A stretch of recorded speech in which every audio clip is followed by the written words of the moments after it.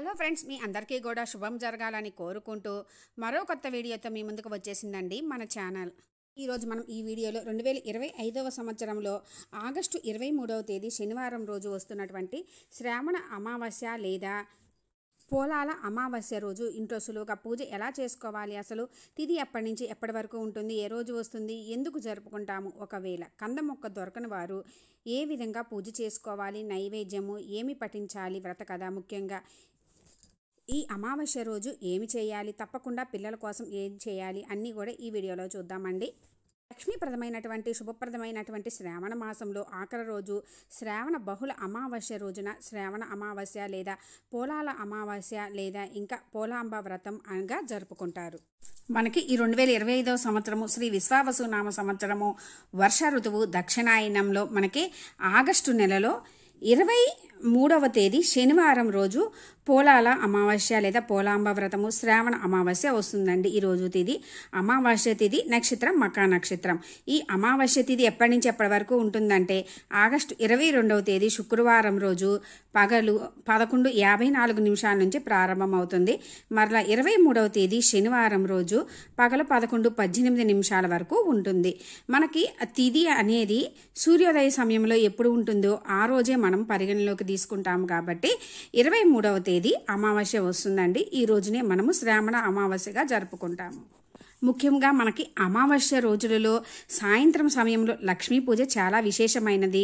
అందుకని 23వ తేదీ శనివారం సాయంత్రము చేసుకోవచ్చండి. ఇంకా మనకి 22వ తేదీ శుక్రవారం, అందులో శ్రావణ శుక్రవారం ఆఖరి వారం కూడా పగలంతా ఉంటుంది కాబట్టి సాయంత్రం సమయంలో కూడా మనకి అమావాస్య తిథి ఉంది కాబట్టి లక్ష్మీ పూజ చాలా విశేషమైనది కూడా. మాసంలో వచ్చే బహుళ అమావాస్యను పోలాల అమావాస్య అంటారు. ఈ పోలాల అమావాస్యని పోలాంబ వ్రతంగా కూడా ఆచరిస్తారు. ప్రధానంగా మనం ముఖ్యంగా సంతాన సంరక్షణ కోసం చాలామంది ఈ వ్రతమును ఆచరిస్తారు. వివాహం అయి చాలా కాలం అయినా సంతానం కలిగిన స్త్రీలు ఈ వ్రతాన్ని తప్పకుండా ఆచరిస్తే సంతాన సమస్యలు తొలగుతాయి. సౌభాగ్యం కోసం, ముఖ్యంగా పిల్లల యోగక్షేమాల కోసం, పిల్లల ఆయురారోగ్యాల కోసం, పిల్లల వృద్ధి కోసము, కుటుంబం కోసము శ్రావణ అమావాస్య నాడు పోలాల అమావాస్య వ్రతం ఆచరిస్తే చాలా మంచిది. పోలేరమ్మ తల్లిని పోలాంబ వ్రతంగా మనం చేస్తాము. పల్లెటూరులో వ్యవసాయదారులు ఎద్దులను కూడా పూజిస్తారు. పోలమ్మ, పోలేరమ్మ తల్లి గ్రామ దేవతలుగా పూజిస్తాం. మనందరికీ తెలిసిందే. గ్రామ దేవతలను ఈ అమావాస్య రోజుల్లో వేపాకులతోటి పూజించి పిల్లలతోటి నమస్కరిస్తే మంచిదని చెప్పి అమావాస్య రోజుల్లో మనందరికీ తెలిసిందేనండి. పిల్లలకి ఏదన్నా బాగోకపోయినా కూడా ఇలా అమ్మవారి దగ్గరికి తీసుకెళ్తారు. అమ్మవారి దగ్గర వేపాకులు కడతారు. మనందరికీ తెలిసిన విషయమే ఇది. బాగోకపోతే ముఖ్యంగా మనము గ్రామ దేవతల్ని పూజిస్తాము. పోలేరమ్మ తల్లి, పోచమ్మ తల్లి పిల్లలకు సంరక్షకురాలుగా పరిగణింపబడుతుంది అని మన పురాణాలలో ఉంది. రోజు పోలేరమ్మ తల్లి ఆలయాలలో ప్రత్యేక పూజలు కూడా చేస్తారు. తర్వాత మనము ఒక్కొక్క మాసం తెలిసిందే కదా, ఆషాఢ మాసంలో చుక్కల అమావాస్య అని, ఇలా ఒక్కొక్క మాసంలో ఒక్కొక్క అమావాస్యకు ఒక్కొక్క విశిష్టత ఉంది. ఈ రోజు ఆ అమ్మవారిని అంటే భక్తి శ్రద్ధలతో పోలేరమ్మ తల్లిని పూజించి కథ చదివి అక్షంతలు వేసుకొని ఆ అమ్మను పూజిస్తే సంతాన సమస్యలు తొలగుతాయి. పిల్లలకు అపమృత్యు భయం ఉండదు, ఆయుర ఆరోగ్యాలు కలుగుతాయని, సంతానం లేని వారికి సంతానం కలుగుతుందని, సంతానం వృద్ధి అవుతుందని చెప్పి చెబుతారండి. రోజు కంద మొక్కను ప్రతిష్ఠించి ఇంటికి తెచ్చుకొని ఆ అమ్మను అంటే కంద మొక్కలో పోలేరమ్మ తల్లిగా భావించి పూజ చేస్తే సంతాన సమస్యలు తొలగిపోయి వివాహం అయిన వాళ్ళకైతే సంతాన సమస్యలు లేకుండా ఉంటాయి. పిల్లలు ఆరోగ్య సమస్యలు లేకుండా ఎప్పటికీ కూడా అపమృత్యు భయం లేకుండా ఆయురారోగ్యాలతో ఉంటారు. కంద మొక్కనే ఎందుకు పూజిస్తారు అంటే మనకి తెలిసిందే, కంద దుంపలు భూమి లోపల ఒకదానికొకటి పిలకలు వచ్చి ఎక్కువగా వస్తూనే ఉంటాయి. లోపల పిలక పైన మాత్రమే మనకి మొక్క ఆకుపచ్చగా బాగా వస్తుంది. పిలకల నుంచి వచ్చేదే మనకి మొక్క అండి, లోపల ఉన్న కంద గడ్డ నుంచి. ఒక్క పిలక ఉన్నా కూడా అవి ఒకదాని తర్వాత ఒకటి కందగడ్డలు పిలకలు వస్తూనే ఉంటాయి. అలానే స్త్రీకి కూడా తన సంతానం వృద్ధి చెందాలని చెప్పి కందగడ్డలాగానే అలా అని చెప్పి కంద మొక్కని పూజిస్తారు. ఒకవేళ కంద మొక్క దొరకని వాళ్ళు కందగడ్డనైనా సరే చక్కగా మనకి మట్టి ఉంటుందండి, క్లీన్ చేసుకొని చక్కగా బొట్టులు పెట్టుకొని పూజించుకుంటాము. ఈ వ్రతం చేసుకోవడానికి ఆనవాయితీ ఉండాలి అంటే ఆచారం కానీ ఆనవాయితీ ఉన్నవాళ్ళు చేసుకుంటారు. పిల్లల కోసం చేసుకునేది కాబట్టి ఎవరైనా చేసుకోవచ్చండి, ఎటువంటి డౌట్ లేకుండా. అందులో ఈరోజు శ్రావణ మాసం కూడా కదండి. ఈ శ్రావణ మాసంలో లక్ష్మీ అమ్మవారిని, దుర్గా అమ్మవారిని ఇలా ఈ అమావాస్య రోజు పూజిస్తే విశేష ఫలితాలు కలుగుతాయి. విశేషమైన ఈరోజు పూజ ఎలా చేసుకోవాలి అంటే చక్కగా ఈరోజు మనం అందులో ఇది శ్రావణ మాసం అండి. లక్ష్మీ అమ్మవారిని, దుర్గా అమ్మవారిని అందులో అమావాస్య రోజుల్లో పూజిస్తే చాలా విశేష ఫలితాలు కలుగుతాయి. పొద్దున్నే చక్కగా ఇల్లంతా శుభ్రం చేసుకొని చక్కగా తలస్నానం చేసి వచ్చి ఇంటి ముంగడ చక్కగా ముగ్గులు వేసుకొని గడపకి పసుపు కుంకుమలు రాసుకొని పువ్వులతో అలంకరించుకోవాలి. ఎందుకంటే మనకి ఈరోజు శ్రావణ అమావాస్య. మనం ఇంటి ముందు కలకల్లాడుతూ ఉంటేనే అమ్మవారు మన ఇంట్లోకి వచ్చి తిష్ట వేసుకొని కూర్చుంటారు. ఇప్పుడు మనము కూడా నిండుగా ముత్తైదులాగా చక్కగా నుదుటిని బొట్టు పెట్టుకొని చేతి నిండా గాజులు చీర కట్టుకొని కాళ్ళకి పసుపు రాసుకొని తాళికి పసుపు కుంకుమ పెట్టుకొని మెళ్ళలో కాలికి కూడా పసుపు కుంకుమలు పెట్టుకొని చక్కగా పువ్వులు పెట్టుకొని రెడీ అవ్వాలి. మనము కంద మొక్క ఉంటే కనుక కంద మొక్కని విడిగా ప్రతిష్ఠించుకొని ఎక్కడ చేయాలన్నా అక్కడ చేసుకోవచ్చు. లేదా ఆ కంద మొక్కని పూజా రూమ్లో కూడా పెట్టి చేసుకోవచ్చు. ఒకవేళ కంద మొక్క దొరకని వాళ్ళు కంద దుంపలు ఉంటాయి కదండి, ఆ దుంపలు తీసుకొచ్చుకొని పూజా రూమ్లో పెట్టి చేసుకోవచ్చు. అవి కూడా దొరకని వాళ్ళు చక్కగా పసుపు గౌరమ్మని చేసుకొని పెట్టుకున్నా మంచిది. చేసుకోవాలి అనే మనసుండి భక్తి శ్రద్ధలతోటి చేసుకోవడమే ముఖ్యము. కంద మొక్కను పెట్టుకుంటే మాత్రం శుభ్రంగా కింద వరిపిండితోటి ముగ్గు వేసుకొని పసుపు కుంకుమలతోటి అలంకరించుకొని కంద మొక్కకి కూడా గంధము కుంకుమలు పసుపుతోటి అలంకరించుకోవాలి. మనం పూజా రూమ్లో చేసుకుంటుంటే మనము కంద పిలకలు తీసుకోవచ్చుకోవచ్చండి. లేదంటే కంద గడ్డలు ఉంటాయి కదండి, ఆ దుంపలు తెచ్చుకొని కూడా చక్కగా పసుపు కుంకుమలతోటి అలంకరించుకొని పువ్వులు పెట్టుకోవాలి. లేదా మనం మంగళగౌరిని చేసుకుంటాం కదండి, అక్కడ చక్కగా పూజ చేసుకోవాలి. ముందుగా అయితే మనము పసుపు గణపతిని పూజించుకోవాలి. పసుపు గణపతి అని కదండి, వినాయకుడిని పూజించుకోవాలి. వినాయకుడికి ముందుగా షోడశోపచార పూజ చేసుకొని స్వామివారికి సంబంధించిన అష్టోత్తరం చదువుకొని అక్షింతలు పువ్వులతోటి పూజించుకొని స్వామివారికి ఏదైనా దీపం చూపించి ఏదైనా నైవేద్యం కానీ ఫ్రూట్ కానీ పెట్టాలి. ఇప్పుడు మనము కంద మొక్కని పూజించుకోవాలి. రోజు మనకి శ్రావణ అమావాస్య కాబట్టి అమ్మవారికి సంబంధించినవి లక్ష్మీ అష్టోత్తరము, దుర్గా అష్టోత్తరము, ఇంకా కుదిరితే మీకు అమ్మవారికి సంబంధించిన ఏవైనా చదువుకోవచ్చండి. లక్ష్మీ అష్టోత్తరము, లలిత సహస్రనామాలు ఇలా అన్నీ చదువుకోవాలి. పోలేరమ్మ అమ్మవారికి సంబంధించి మీకు ఏమన్నా వచ్చినా కూడా చదువుకోండి. మంగళగౌరీ దేవిని చక్కగా పూజించుకోవాలండి. అంటే ఒకవేళ కంద మొక్కను పూజిస్తుంటే అందులోకి అమ్మవారిని ఆవాహనం చేసి షోడశోపచార పూజ చేసి చేయాలి. ఇప్పుడు చదువుకొని పువ్వులు అక్షింతలతోటి పూజించుకున్న తర్వాత ఇప్పుడు నైవేద్యంగా పూర్ణం బూరెలు, గారెలు, 9 రకముల కూరగాయలతో చేసిన ముక్కల పులుసు అమ్మవారికి నైవేద్యంగా సమర్పించాలి. ఎవరి స్తోమతను బట్టి వాళ్ళు సమర్పించుకోవచ్చండి. మగపిల్లలు ఉన్న వాళ్ళైతే పూర్ణం బూరెలు 9, ఆడపిల్లలు ఉన్న వాళ్ళైతే గారెలు 9 పెట్టుకోవాలి. ఇద్దరు పిల్లలు ఉంటే అంటే ఆడపిల్ల మగపిల్ల ఉంటే కనుక 2 నైవేద్యాలు పెట్టుకుంటే మంచిది. ఇంకా సంతానం లేని వాళ్ళైతే మగపిల్లలు కావాలి అనుకుంటే 9 పూర్ణం బూరెలు, ఆడపిల్లలు కావాలి అనుకుంటే 9 గారెలు నైవేద్యంగా పెట్టుకోవాలి. నైవేద్యాలు పెట్టుకున్న తర్వాత మనము ముందుగానే 4 తోరాలు తయారు చేసి పెట్టుకుంటామండి.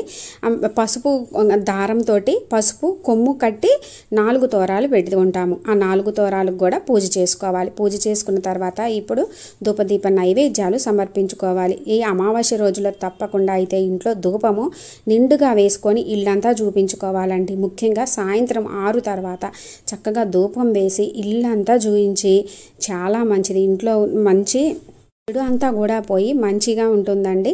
అందుకని ఈ అమావాస్య రోజుల్లో ఇల్లంతా కూడా ధూపం వేసుకోమని చెబుతారు. ధూపదీప నైవేద్యాలు సమర్పించుకున్న తర్వాత కొన్ని అక్షింతలు చేతిలోకి తీసుకొని పోలాల అమావాస్య వ్రత కథ చదువుకోవాలి. వ్రత కథ చెప్తాను ఫ్రెండ్స్. పూర్వం పిల్లలమర్రి అనే గ్రామంలో సంతాన రామావధానులు అనే స్మార్త పండితుడు ఉండేవాడు. ఆయనకు 7 మగపిల్లలు. అందరికీ పెళ్ళిళ్ళయి కోడళ్ళు కాపురానికి వచ్చారు. పెద్ద కోడలు 6 పిల్లలు పుట్టారు. కానీ చిన్న కోడలు సుగుణక మాత్రం పిల్లలు పుట్టడం వెంటనే చనిపోతూ ఉండడం అలా జరుగుతూ ఉండేది. అలా 6 సార్లు జరిగింది. ఆ కారణంగా ఏ కోడలికి ఆ ఇంట్లో వాళ్ళకి కూడా ఆ 6 సంవత్సరాలు పోలాల అమావాస్య వ్రతం చేసుకోవడం కుదరలేదు. అంటే మనకి తెలిసిందే కదండి, ఇంట్లో ఎవరన్నా చనిపోతే సోదకం ఉంటుంది, సంవత్సరము ఏమీ చేయకూడదు, వ్రతాలు నోములు. అందుచేతనే సుగుణంటే వారికి చాలా కోపంగా ఉండేది. ఆమె వల్లే ఇలా జరుగుతుందని చెప్పేసి ఆమె మీద కోపం కూడా పెంచుకోసాగారు. సూటిపోటి మాటలతోటి ఆమెని బాధ పెట్టేవాళ్ళు. 7వ సంవత్సరం సుగుణ మరోసారి గర్భవతి అయిందనమాట. 6 సంవత్సరాల తర్వాత 7వ సంవత్సరం వచ్చింది. అప్పుడు సుగుణ మళ్ళీ గర్భవతి అయింది. ఈసారి సుగుణను పిలవకుండా వ్రతం చేసుకోవాలని పెద్ద కోడలు నిర్ణయించుకున్నారు. ఇక శ్రావణ అమావాస్య రోజున సుగుణకు ప్రసవమై మృత శిశువును కంది. ఈ సంగతి తోటి కోడళ్ళకు తెలిస్తే తనని వ్రతానికి పిలవరని తలచి చనిపోయిన బిడ్డను తన గదిలో దాచి ఎవరికి అనుమానం రాకుండా తన కడుపు దగ్గర చిన్న గుడ్డల మూటలు ఉంచి తన తోటి కోడళ్లతోటి కలిసి పోలాల అమావాస్య వ్రతాన్ని ఆచరించింది. ఆ తర్వాత తన ఇంటికి వచ్చి మరణించిన తన పుత్రుణ్ణి ఎత్తుకొని కన్నీటితో శ్మశానానికి వచ్చి గతంలో తన పుత్రుల సమాధుల దగ్గర కూర్చొని కన్నీరు మున్నీరుగా విలిపించసాగింది. అయితే అప్పటికే బాగా చీకటి పడింది. ఆ సమయంలో గ్రామ సంచారానికి బయలుదేరిన పోలాలమ్మ దేవి సుగుణ దగ్గరకు వచ్చి ఎందుకు రోధిస్తున్నావు అని అడిగింది. అయితే మనకు తెలిసిందే కదండి, గ్రామ దేవతలు రాత్రిపూట ఊరిని కాపలా కాస్తారని, ఎటువంటిది జరగకుండా చూస్తారని.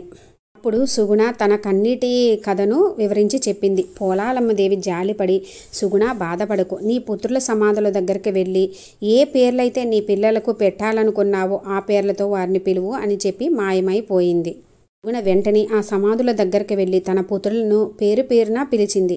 వెంటనే ఆ సమాధుల నుంచి ఆమె పిల్లలు సజీవంగా లేచి వచ్చి తమ తల్లిని కౌగిలించుకున్నారు. సుగుణ ఆనందంగా వారి దగ్గరకు తీసుకొని వారిని వెంట పెట్టుకొని ఇంటికి వచ్చి జరిగిందంతా కూడా తన తోడి కోడళ్లకు చెప్పింది.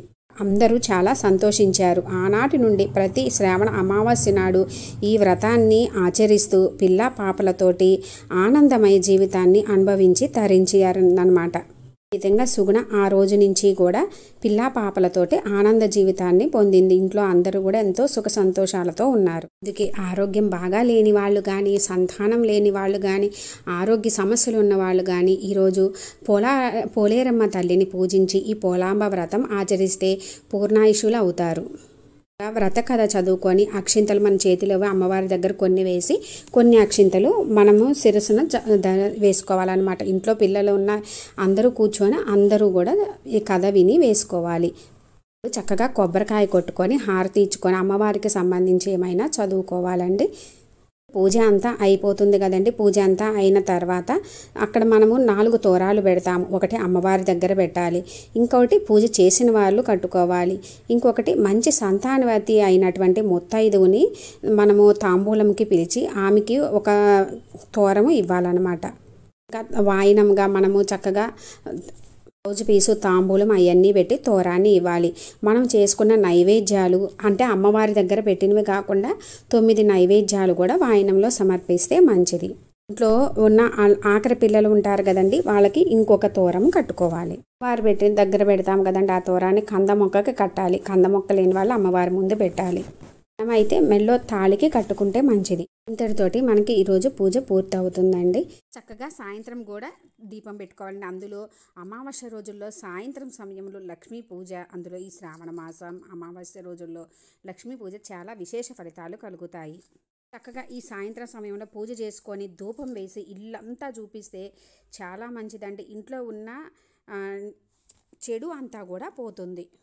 చక్కగా ఇంత చేయలేము, మా దగ్గర అవి లేవు ఇవి లేవు అనుకునే వాళ్ళు పసుపుతో గౌరమ్మను చేసుకొని పూజించుకున్నా, ఇంకా గ్రామదేవత ఆలయ దర్శనం చేసుకున్నా కూడా మనకి చాలా మంచిది. ఈ అమావాస్య రోజుల్లో పితృదేవతలను స్మరించుకొని వారి పేరు మీద ఏవైనా తర్పణాలు వదలటం, దానాలు చేయడం చేసినా కూడా మంచిదండి. ఈ అమావాస్య రోజుల్లో ముఖ్యంగా మనము పిల్లలకి దిష్టులు తీయడము, కళ్ళు ఉప్పుతోటి, మిరపకాయలతోటి, ఎర్ర నీళ్ళతోటి, కొబ్బరికాయతోటి ఇట్లా రకరకాల ఒక్కొక్కరు ఒక్కొక్క రకంగా తీసుకుంటారండి. అలా దిష్టిలు తీసుకోవడము చాలా మంచిది.